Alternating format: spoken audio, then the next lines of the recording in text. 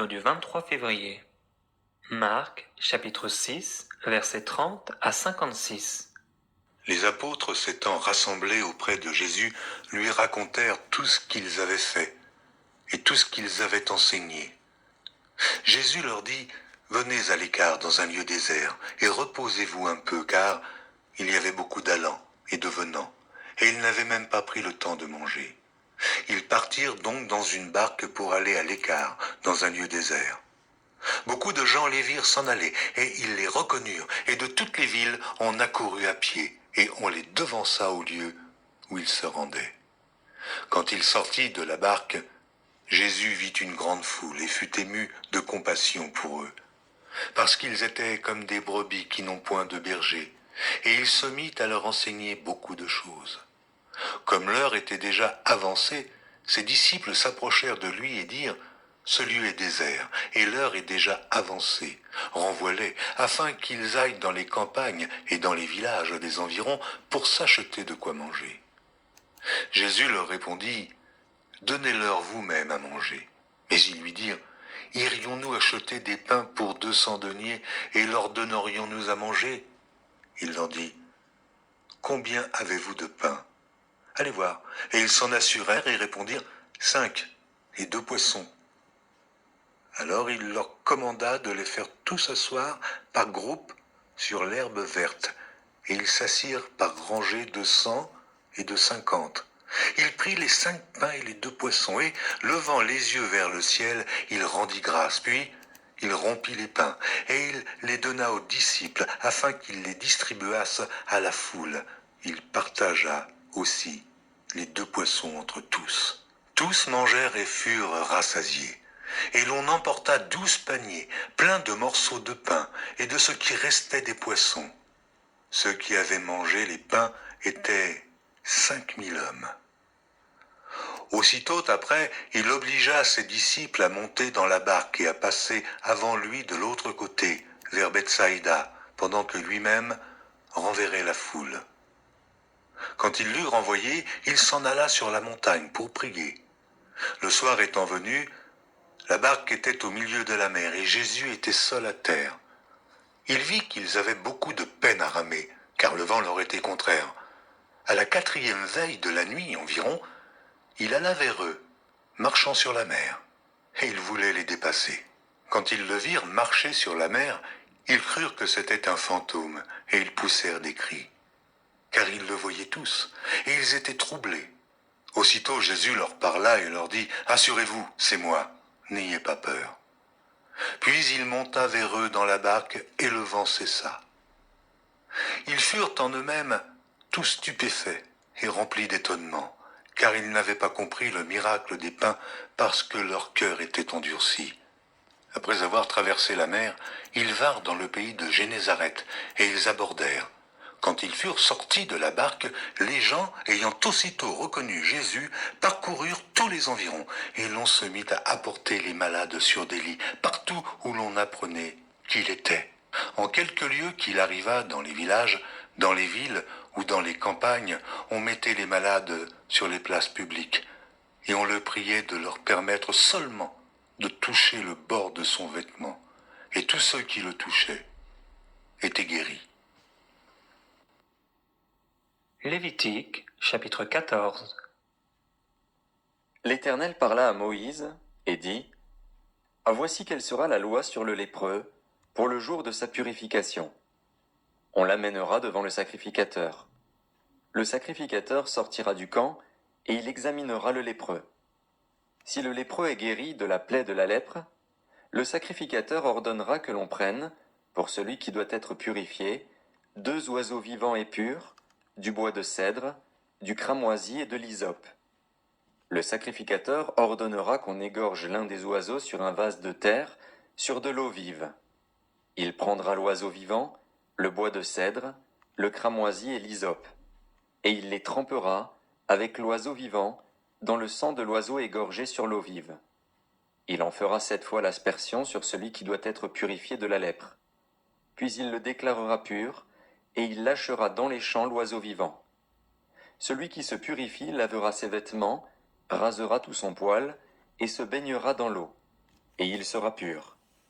Ensuite il pourra entrer dans le camp, mais il restera 7 jours hors de sa tente. Le 7e jour, il rasera tout son poil, sa tête, sa barbe, ses sourcils, il rasera tout son poil. Il lavera ses vêtements et baignera son corps dans l'eau, et il sera pur. Le 8e jour, il prendra 2 agneaux sans défaut et une brebis d'1 an sans défaut, 3/10 d'un épha de fleur de farine en offrande pétrie à l'huile et un log d'huile. Le sacrificateur qui fait la purification présentera l'homme qui se purifie et toutes ces choses devant l'Éternel à l'entrée de la tente d'assignation.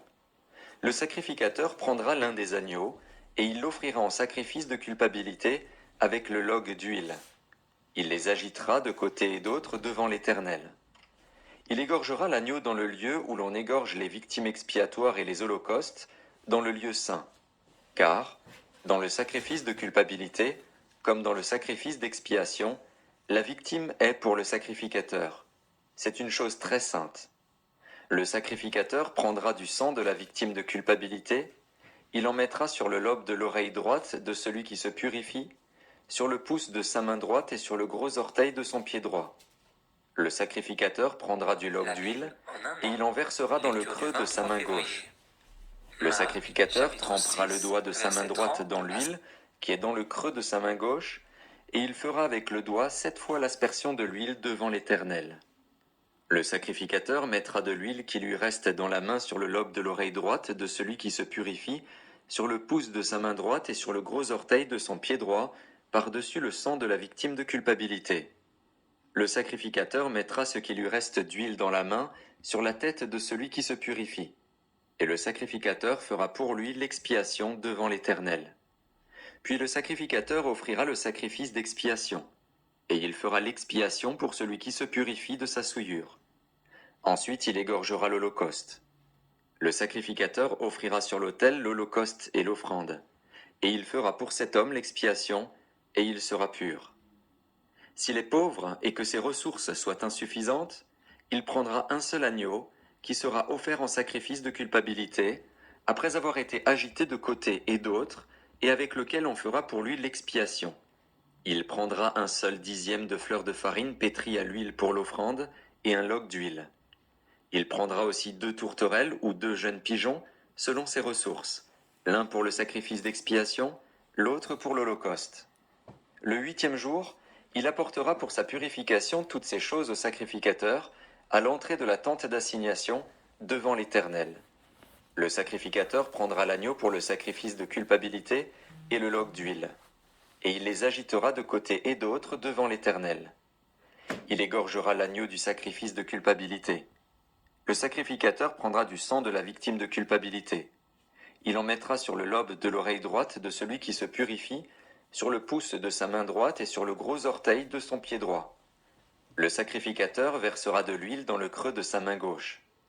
Le sacrificateur fera avec le doigt de sa main droite 7 fois l'aspersion de l'huile qui est dans sa main gauche, devant l'Éternel. Le sacrificateur mettra de l'huile qui est dans sa main sur le lobe de l'oreille droite de celui qui se purifie, sur le pouce de sa main droite et sur le gros orteil de son pied droit, à la place où il a mis du sang de la victime de culpabilité. Le sacrificateur mettra ce qui lui reste d'huile dans la main sur la tête de celui qui se purifie, afin de faire pour lui l'expiation devant l'Éternel. Puis il offrira l'une des tourterelles ou l'un des jeunes pigeons qu'il a pu se procurer, l'un en sacrifice d'expiation, l'autre en holocauste, avec l'offrande. Et le sacrificateur fera pour celui qui se purifie l'expiation devant l'Éternel. Telle est la loi pour la purification de celui qui a une plaie de lèpre et dont les ressources sont insuffisantes. L'Éternel parla à Moïse et à Aaron et dit : Lorsque vous serez entrés dans le pays de Canaan, dont je vous donne la possession, si je mets une plaie de lèpre sur une maison du pays que vous posséderez, celui à qui appartiendra la maison ira le déclarer au sacrificateur et dira : J'aperçois comme une plaie dans ma maison. Le sacrificateur, avant d'y entrer pour examiner la plaie, ordonnera qu'on vide la maison, afin que tout ce qui y est ne devienne pas impur. Après cela, le sacrificateur entrera pour examiner la maison. Le sacrificateur examinera la plaie.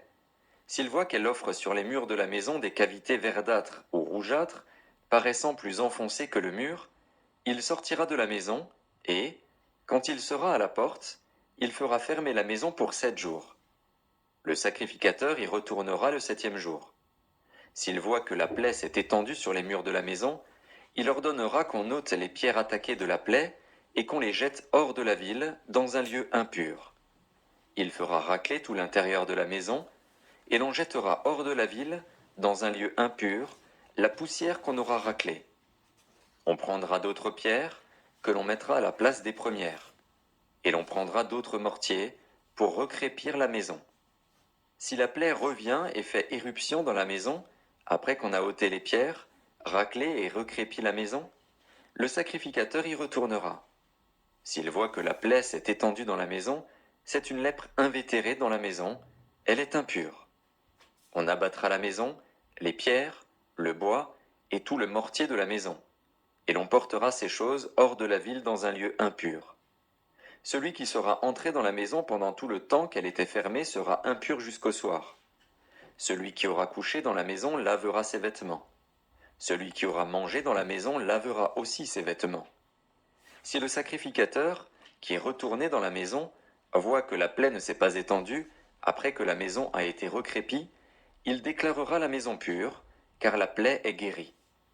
Il prendra, pour purifier la maison, 2 oiseaux, du bois de cèdre, du cramoisi et de l'hysope. Il égorgera l'un des oiseaux sur un vase de terre, sur de l'eau vive. Il prendra le bois de cèdre, l'hysope, le cramoisi et l'oiseau vivant. Il les trempera dans le sang de l'oiseau égorgé et dans l'eau vive, et il en fera 7 fois l'aspersion sur la maison. Il purifiera la maison avec le sang de l'oiseau, avec de l'eau vive, avec l'oiseau vivant, avec le bois de cèdre, l'hysope et le cramoisi. Il lâchera l'oiseau vivant hors de la ville, dans les champs. C'est ainsi qu'il fera pour la maison l'expiation, et elle sera pure. Telle est la loi pour toute plaie de lèpre et pour la teigne, pour la lèpre des vêtements et des maisons, pour les tumeurs, les dartres et les taches. Elle enseigne quand une chose est impure et quand elle est pure. Telle est la loi sur la lèpre. Psaume chapitre 40, versets 1 à 10.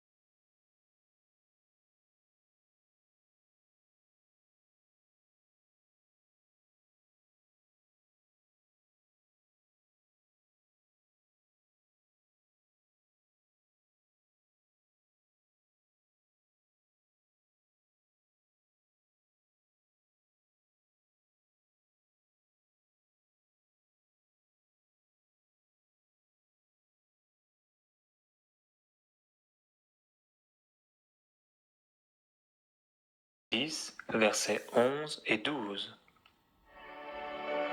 La bouche du juste est une source de vie, mais la violence couvre la bouche des méchants. La haine excite des querelles, mais l'amour couvre toutes les fautes.